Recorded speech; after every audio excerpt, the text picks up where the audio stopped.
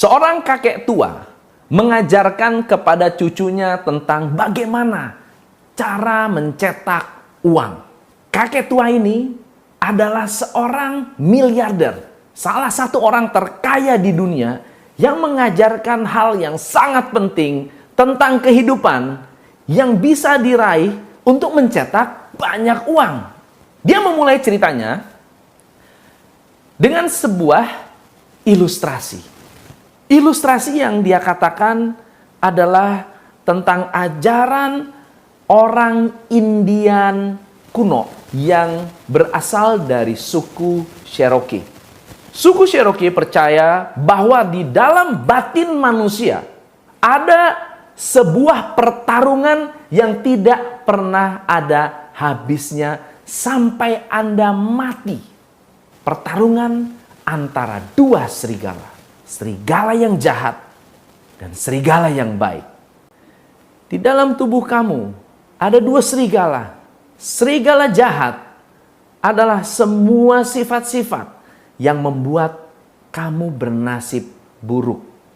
Kemarahan, iri, dengki, penyesalan, keserakahan, kesombongan, tidak memiliki harga diri, rendah diri, perasaan-perasaan negatif yang kamu miliki yang terus-menerus membuat kamu bertambah jahat.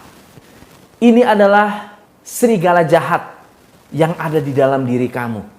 Kamu bisa bertambah jahat ketika kamu memiliki perasaan-perasaan seperti ini.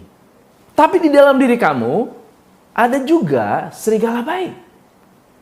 Dia adalah kebahagiaan, kedamaian, pengharapan, kasih sayang, kebajikan, keikhlasan, murah hati, iman yang teguh, kekuatan batin, kebijaksanaan, empati. Ini adalah serigala baik yang bertarung melawan serigala jahat di dalam batin kamu. Pertarungan ini tidak pernah berhenti. Pertarungan ini selalu terjadi. Tidak ada satupun yang akan lelah untuk saling menang. Gelap akan selalu berupaya melawan terang. Begitu terang hilang, gelap akan take over. Begitu gelap lengah, terang akan take over. Begitu terang muncul, gelap lari. Begitu terang lengah, gelap akan meliputi. Lalu sang anak bertanya kepada kakek. Jadi kakek, kalau mereka bertarung, akhirnya siapa yang menang? Sang kakek melihat dengan tatapan mata yang tajam. Yang menang adalah serigala yang kamu beri makan. Teman-teman, setiap hari kita dihadapkan oleh berita baik, berita buruk. Anda ingin mencetak uang.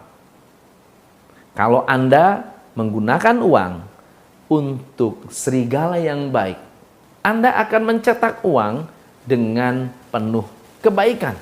Ketika Anda mencetak uang, namun perasaan Anda diliputi dengan iri, dengki, sombong, rendah diri, egois, Anda akan melahirkan keinginan untuk menguasai dengan keserakahan, dengan segala cara hanya untuk mendapatkan uang.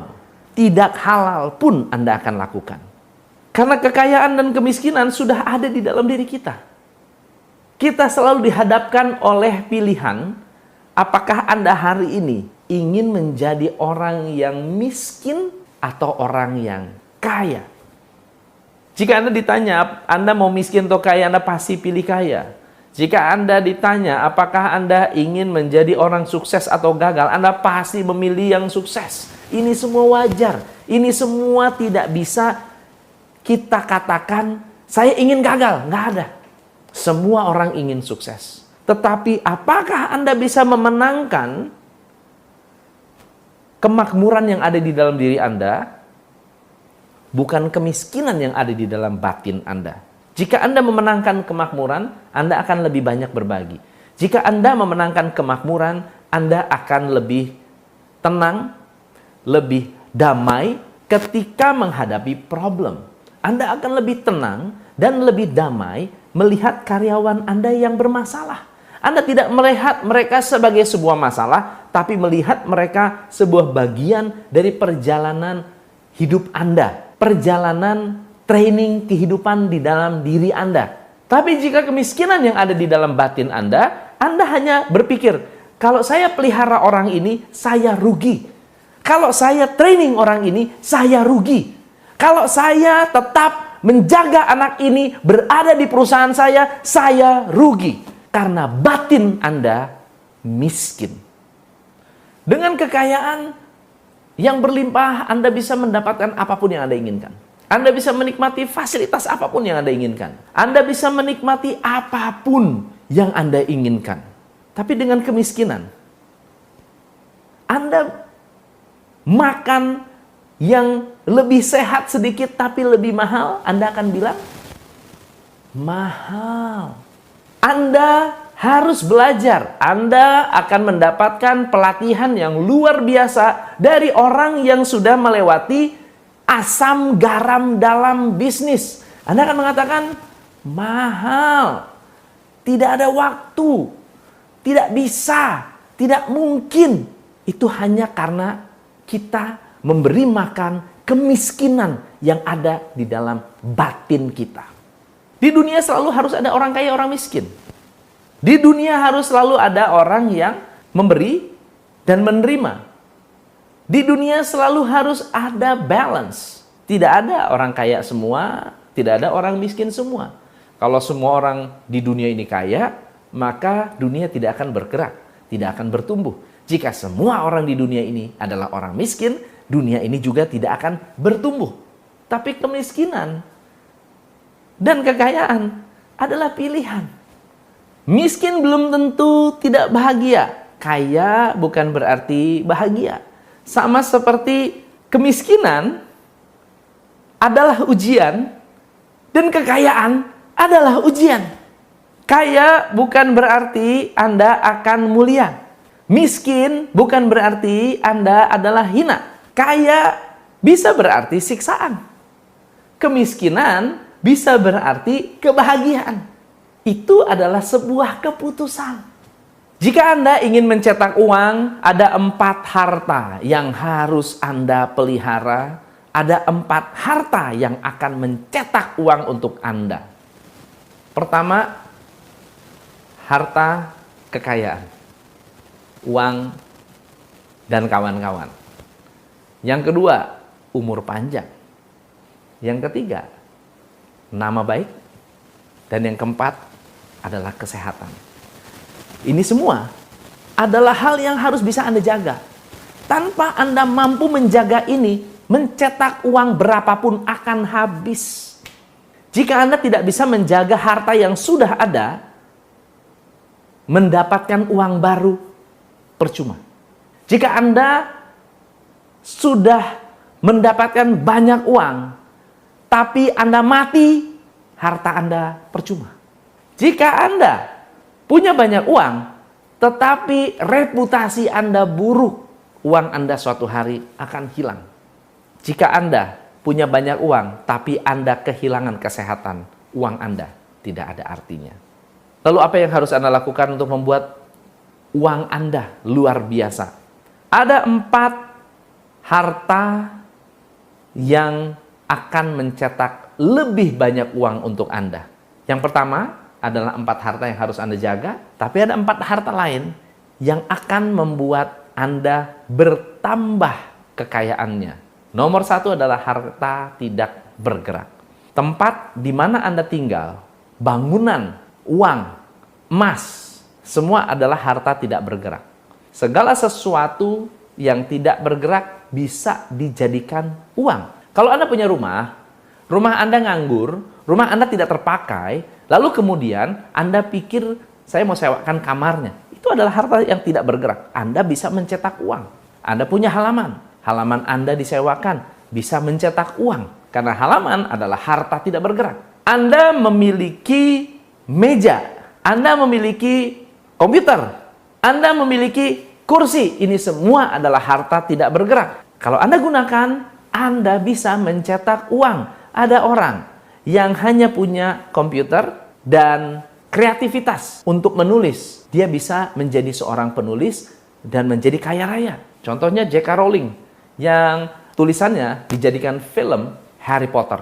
Harta yang kedua adalah harta bergerak. Harta bergerak adalah segala sesuatu yang bergerak. Anda bisa bergerak, Anda adalah harta. Karyawan Anda bisa bergerak, karyawan adalah harta. Binatang peliharaan Anda bisa bergerak, semua itu adalah harta. Anda bisa memanfaatkan karyawan untuk mencetak uang. Anda bisa memanfaatkan hewan untuk mencetak uang. Anda bisa memanfaatkan kaki tangan Anda yang sedang bergerak untuk mencetak uang. Tidak ada alasan buat kita semua untuk tidak bisa mencetak uang dengan harta yang Anda sudah miliki hari ini. Harta ketiga adalah harta kaki tangan atau harta yang bisa dipakai sebagai leverage. Harta ini adalah ilmu pengetahuan, keterampilan, kemahiran. Segala sesuatu yang pernah Anda miliki sejak lahir, yang Anda kumpulkan sejak lahir, yang Anda peroleh sejak lahir, yang ternyata suka tidak suka bisa mencetak uang. Kalau Anda bisa setrika baju, Anda bisa mencetak uang dengan menjual jasa setrika baju. Karena menyetrika baju adalah sebuah keahlian. Anda bisa cuci mobil, Anda bisa mencetak uang. Anda bisa setir mobil, Anda bisa antar anak sekolah, Anda bisa cetak uang. Anda bisa melakukan banyak hal dengan pengetahuan Anda. Saya mencetak uang dengan ilmu pengetahuan dan keterampilan yang saya miliki. Saya belajar banyak hal, mempraktekkan banyak hal, melakukan eksperimen di banyak hal, lalu kemudian saya bagikan ke banyak orang, dan akhirnya saya bisa mencetak uang. Dan yang keempat adalah harta pengikut atau harta yang merupakan jasa yang tidak pernah lepas dari Anda. Harta-harta ini adalah akibat dari aktivitas Anda berbagi kebaikan, berdana, bersila, bermeditasi, memberikan sedekah. Anda berbagi ke orang miskin. Anda mengajarkan hal-hal positif untuk orang-orang yang tidak mengerti. Anda melayani. Ini semua tidak menghasilkan uang langsung, tetapi uang akan mengikuti Anda kemanapun Anda berada, karena harta ini adalah harta balas jasa. Banyak orang memiliki kecenderungan mengejar harta yang bersifat materi, karena memang semua orang membutuhkan harta kekayaan berupa materi, tetapi jarang sekali ada orang yang memanfaatkan harta balas jasa ini. Banyak sekali orang yang tidak memanfaatkan kebaikan dirinya, kekuatan batinnya, kehebatan dirinya untuk memberi manfaat kepada banyak orang, yang akhirnya manfaat ini bisa mencetak lebih banyak uang, lebih banyak kekayaan untuk banyak orang. Teman, jika Anda disuruh memilih harta mana yang akan Anda ambil, jika ada pilihan, harta materi atau harta yang akan menjadi penyebab kebahagiaan, saran saya, pilihlah harta yang membawa kebahagiaan dalam hidup Anda. Karena dengan memberi makan serigala yang baik, serigala buruk akan mati kelaparan.